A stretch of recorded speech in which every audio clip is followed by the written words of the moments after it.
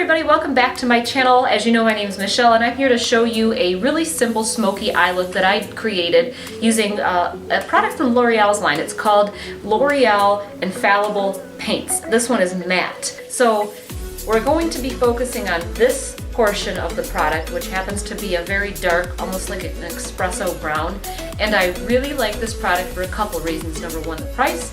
Number two, it will not crease. Number three, it lasts all day. This stuff, if you fall asleep, you wake up wearing it. So it's a really nice product. I would suggest for intermediate to even advanced folks.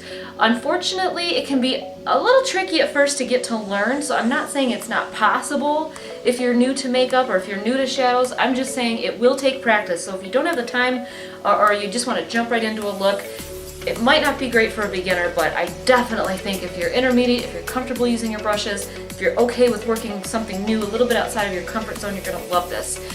My only complaint about this line is that it does not have a very wide range of colors.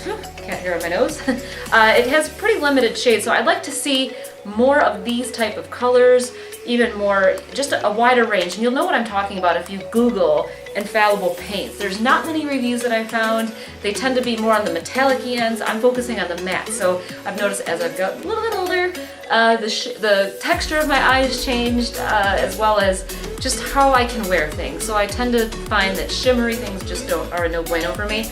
So I really hope you enjoy this. I did have to use, well, I didn't have to use, but I wanted to try some things out of my new Urban Decay palette. You do not have to use those colors.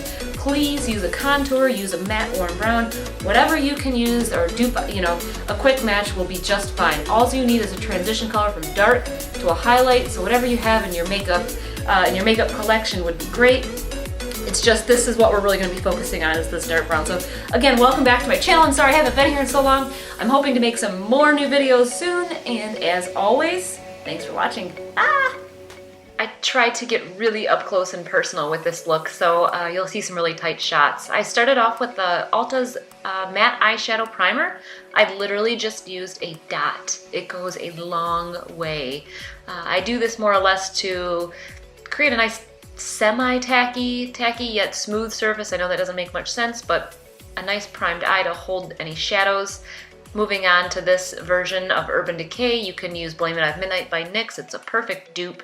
And I'm just creating a nice gradient right here. So this is the part that transitions the dark color that's going to be on my lid to the light color that's going to be underneath the brow. The key is to start in areas towards the outside of your eye where you want the most concentration, buffing it out, and then slowly moving in. So after this darker or medium color, we're moving on to a light color. Optional, you don't have to do this, but I find I just like things a tad lighter, just to kind of give it a more gradient look. And I'm following along the lower lash line so everything looks seamless, meaning I don't want to see any starting or stopping of color from top to bottom lid. One other thing that's nice about this look, when you use the L'Oreal, when you actually use the paint pot, it will not have any fallout. So you can actually do, on top and bottom of the eye all in one swoop. You don't have to worry about fallout. This is optional. Just use a NYX Jumbo Eye Pencil in the white, and I'm creating a tacky base for a light color. I just find this really brings out whiter, light colors. It's totally optional. I really don't know, honestly, if it does much. It's just a little habit that I have. So after I had that look, I'm moving on now to the actual product, the star of this show, and this is the L'Oreal paint in that matte color, and I'm dabbing it on. It does not have to be perfect, obviously. It's okay if you make a little bit of a mistake. Don't go crazy with it. Start at the outside of your eye. I cannot stress that enough. Grab a 217 brush or whatever brush that you're comfortable with working into the crease, and you want to move this product right now. It's not, it turns into a set powder, but right now it has some playtime to it. You can move this around, you can blend it, you can do a lot of things at this point, but I'm sticking to the crease and slightly above as we get towards the outside of the face, and then moving inwards after I get a nice blended look. So don't be afraid to apply a little pressure with this product. You really can work this around. You can use your fingers, but just know that once it sets, it's set. So you won't be able to blend at that point after. So the drawback is, you know, limited playtime. The payoff is the fact that this lasts all day. I mean, it lasts under heat. You won't really need any touch-ups with this color. You can use it as an eyeliner, but to create, again, that seamless look, I'm going along the bottom lash line, so this way I can just transition this color top to bottom. You don't have to. You know, if you'd like to keep a lighter look under your eye, you're definitely welcome to. And you're also welcome to add a little powder. So if you want a more blended look, feel free to add a dark color.